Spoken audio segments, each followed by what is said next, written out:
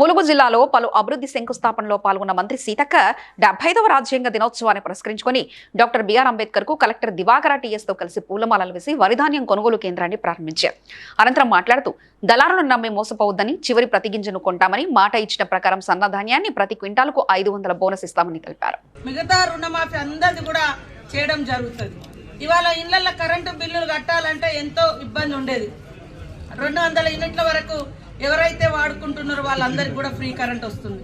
మీకు తెలుసు గతంలో మరి 1200 గ్యాస్ సిలిండర్ ఉండే, ఇప్పుడు మీ అకౌంట్లో మిగతా 700 రూపాయలు మీ అకౌంట్లో పడుతున్నాయి, 500కే సిలిండర్ వస్తుంది.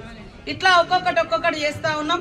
మహిళలకు కూడా మహిళా సంఘాల వాళ్ళందరికీ మరి మంచి చీరను కూడా సెలెక్షన్ చేసి ఇచ్చి మహిళలకు వ్యాపారాలు కూడా ఇవ్వాలని సోలార్ విద్యుత్ కానీ, అదే విధంగా ఇప్పుడు బర్ల కావచ్చు లేదా ఫామ్ హౌస్ మనకు ఇదేందుకు అదేందుకు, ఇదేం అవసరం అదేం అవసరం, కడుపు నిండిన వాళ్ళకేమో ఇదేం అవసరం అదే, మరి కడుపు ఎండటోళ్ళకైనా ఏదో ఒకటి చేయాలని మనం చేస్తూ ఉంటే అడ్డుకునే ప్రయత్నం చేస్తూ ఉన్నారు. మీరందరూ కూడా ఈరోజు మంచి పండగ వాతావరణంలో మరి యొక్క కార్యక్రమాన్ని గ్రామ పంచాయతీ నిర్మాణంలో పాల్గొంటున్నారు. మంచిగా క్వాలిటీగా చేయండి. ఒకటే బిల్ వస్తుంది, డైరెక్ట్ అకౌంట్లలో వస్తుంది. క్వాలిటీగా చేయండి. అదేవిధంగా మహిళా భవనం కూడా తొందరలోనే మన 5 కోట్లతోటి మన జిల్లా సమైక్య భవనం కూడా చేస్తూ ఉన్నాం.